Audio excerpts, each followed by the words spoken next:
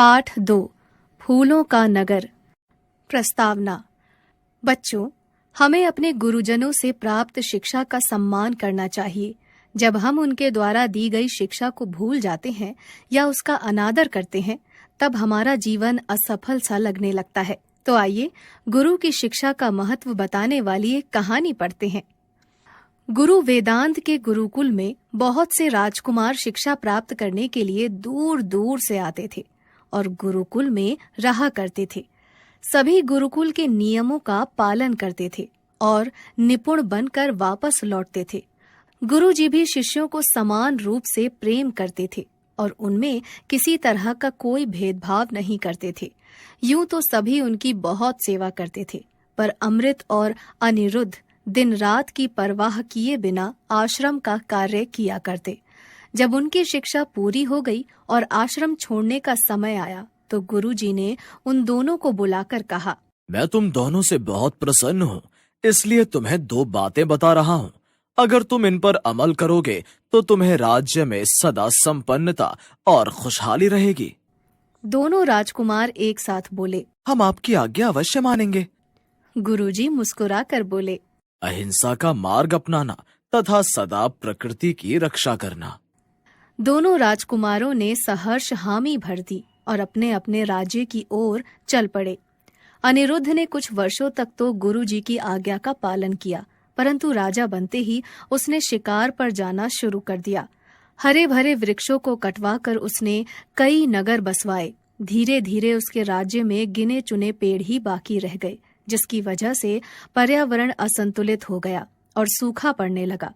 वहीं दूसरी ओर अमृत को अपना वचन याद था। उसने राजा बनते ही शिकार पर पूर्णतः प्रतिबंध लगा दिया और जगह जगह पेड़ लगवाने शुरू कर दिए।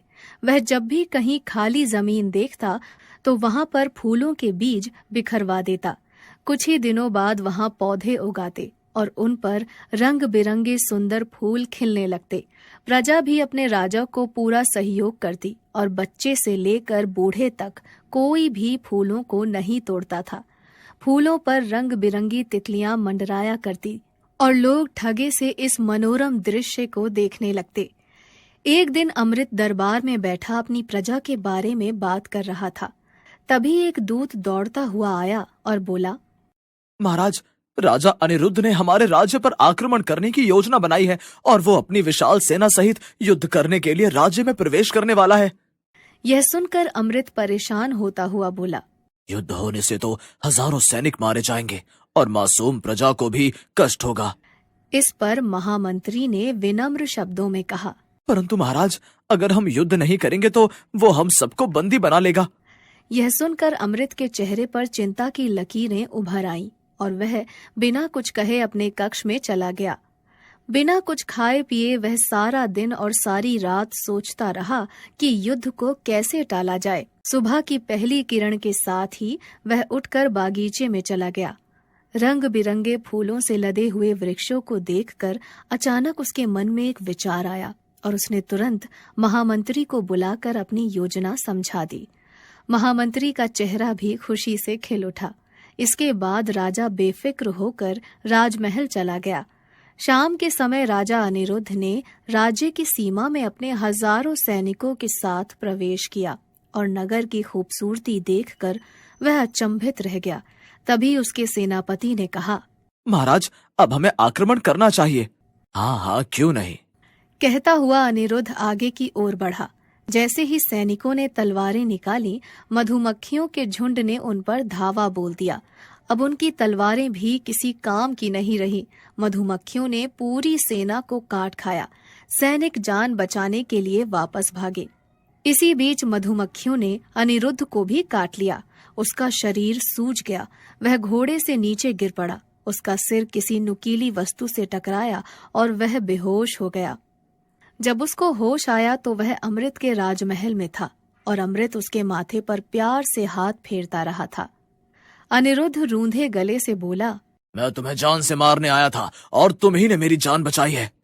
अमृत उसके आंसू पोंछते हुए बोला, मैंने हमेशा गुरुजी की सीख पर अमल किया है। अहिंसा ही मेरा धर्म है। अमृत ने अनिरुद्ध के चेहरे पर अचरज के भाव देखकर कहा, तुमने देखा कि मेरे राज्य में हर कदम पर फूलों से लदे हुए वृक्ष हैं और उनमें सैकड़ों मधुमक्खियों ने अपने छत्ते बनाए हुए हैं। जब तुम्हारी सेना आई तो मेरे सैनिकों की एक टुकड़ी ने गुलेलों से छत्तों पर पत्थर मारे और छिप गए, जिससे गुस्से में सारी मधुमक्खियां तुम लोगों पर टूट पड़ी। अनिरुद्ध अमृत की दूरदर्शिता और सूझबूझ देखकर हैरान रह गया। वह बोला, मुझे माफ कर दो, अब मैं चलता हूँ। यह सुनकर अमृत बड़े प्यार से अनिरुद्ध से बोला, मित्र, मैं तुम्हें खाली हाथ नहीं जाने दूंगा। मैं तुम्हारे राज्य की सारी स्थिति जानता हूँ। तुम जितना चाहो उतना धन ले जा सकते हो। कई बोरों में फूलों के बीज भी हैं। उन्हें तुम मिट्टी में दबवा देना, ताकि जब मैं तुम्हारे यहाँ आऊं तो तुम्हारे राज्य को खूब हरा भरा पाऊं। अनिरुद्ध अमृत का प्यार देखकर खुशी के मारे रो पड़ा और बोला, मैं भी अपने राज्य को तुम्हारे जैसा ही फूलों का नगर बनाऊंगा। डॉक्टर मंजरी शुक्ला। हमने क्या सीखा? कभी किसी के साथ बुरा ना करना, सच्ची मित्रता, प्रकृति का आदर करना। शब्दार्थ: परवाह, चिंता, एंजाइटी। अमल: काम में लाना, टू यूज।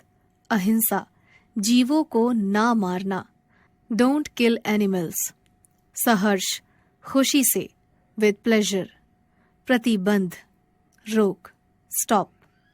बेफिक्र: बिना चिंता के, विदाउट टेंशन। रूंधे: रोने के भाव से भरे, फुल ऑफ क्राइंग।